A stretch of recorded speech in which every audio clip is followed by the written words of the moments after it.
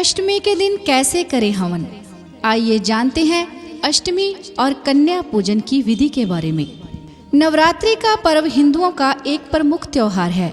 धार्मिक दृष्टि से नवरात्रि का बहुत ही ज्यादा महत्व है। देश भर में इसे बड़े ही धूमधाम से मनाया जाता है।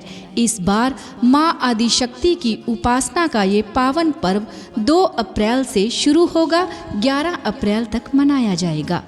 नवरात्रि के दौरान पूरे 9 दिन माँ दुर्गा के अलग अलग स्वरूपों की पूजा की जाती है। मान्यता है कि नवरात्रि में माँ दुर्गा की सच्चे मन से आराधना की जाए तो सभी मनोकामनाएं पूरी होती हैं। साथ ही माता रानी को प्रसन्न करने के लिए नवरात्रि के ये 9 दिन बहुत शुभ माने जाते हैं। नवरात्रि में कुछ लोग अष्टमी के दिन हवन कर कन्या पूजन करते हैं तो कुछ नवमी के दिन ये काम करते हैं। 9 अप्रैल 2022 को नवरात्र की अष्टमी तिथि है। इस दिन माँ दुर्गा के महागौरी स्वरूप की उपासना की जाती है। मान्यता है नवरात्रि के 8वें दिन माँ महागौरी की पूजा करने से सभी पाप धुल जाते हैं। यदि आप नवरात्रि की अष्टमी तिथि पूजते हैं तो आइए जानते हैं कि अष्टमी तिथि पर हवन कैसे करते हैं और इसके बाद कन्या पूजन की विधि क्या है। नवरात्रि की अष्टमी तिथि को माँ महागौरी की पूजा की जाती है।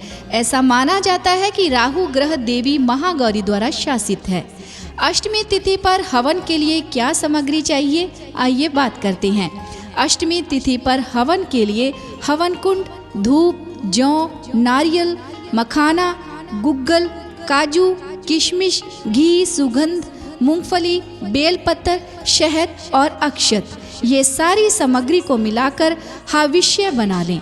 हविष्य उस चीज को कहते हैं जिसे हवन के दौरान अग्नि में डालते हैं। इसके साथ ही पूजन के समय रुई, फूल, अक्षत, चंदन, सिंदूर, फल, मिठाई, आम की लकड़ी, चंदन की लकड़ी सामग्री को मिलाकर हविष्य बना लें। हविष्य उस चीज को कहते हैं जिन्हें हवन के दौरान अग्नि में डालते हैं। इसके साथ ही पूजन के समय रुई, फूल, अक्षत, चंदन, सिंदूर, फल, मिठाई, आम की लकड़ी, चंदन की लकड़ी, लौंग, कपूर, इलायची और माचिस चाहिए। हवन कैसे करना है, आइए बात करते हैं। सर्वप्रथम जिस स्थान पर हवन करना है वहां गाय के गोबर से लीप कर उसे पवित्र करें। हाथ में थोड़ा गंगा जल लेकर सभी सामग्रियों पर उससे छींटे मारें। अब हवन कुंड रखें। अगर ये नहीं है तो हवन कुंड बना लें। कुंड के चारों तरफ कुश रखें। हवन कुंड में आम की सूखी लकड़ियां रखें। इसके बाद रुई में घी लगाकर उसे हवन कुंड में लकड़ी के ऊपर रखें। फिर कपूर जलाकर हवन कुंड की अग्नि प्रज्वलित करें। इसके बाद घी से 3 या फिर 5 बार गणेश जी, पंच देवता, नवग्रह, क्षेत्रपाल, ग्राम देवता एवं नगर देवता के नाम की आहुति दें। माता दुर्गा के लिए हवन करते समय ओम ऐं ह्रीं कली चामुंडाय विचे नमः बीज मंत्र का 108 बार जाप करते हुए हर जाप के साथ थोड़ा थोड़ा हविष्य डालें।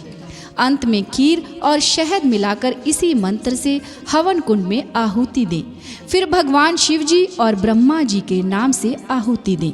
इस तरह हवन संपन्न करने के बाद माँ दुर्गा की आरती करें और हवन का भभूत सभी लोग अपने लगाएं।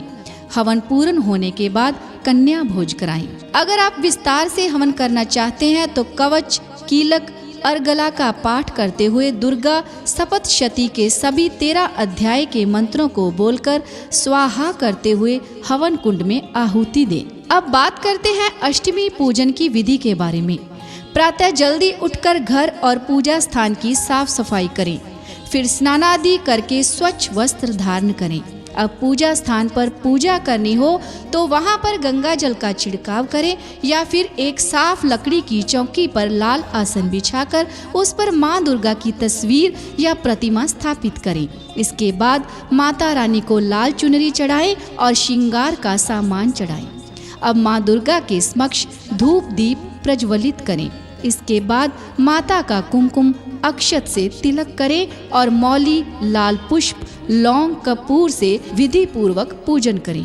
पान के ऊपर सुपारी और इलायची रखकर चौकी पर माँ दुर्गा के समक्ष रखें।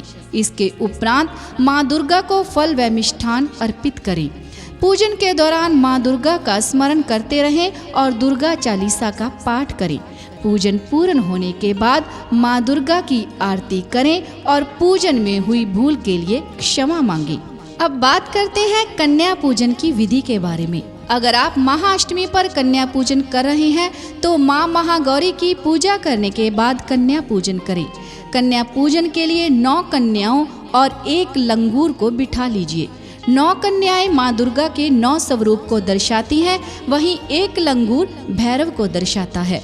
अगर किसी कारणवश 9 कन्याएं बिठाने में आप असमर्थ हैं तो कुछ ही कन्याओं में भी यह पूजन किया जा सकता है। जितनी कन्याएं बची हैं उनका भोजन आप गौ माता को खिला सकती हैं। कन्याओं और लंगूर का पैर धोकर उन्हें आसन पर बिठा दें। अब सभी कन्याओं और लंगूर को तिलक लगाइए और आरती कीजिए। मंदिर में माँ को भोग लगाने के बाद कन्याओं और लंगूर को भोजन करवाइए। भोजन के पश्चात उन्हें फल और दक्षिणा दीजिए। अंत में सभी कन्याओं और भैरव के पैर छूकर आशीर्वाद लीजिए और सम्मान पूर्वक सभी को विदा कीजिए।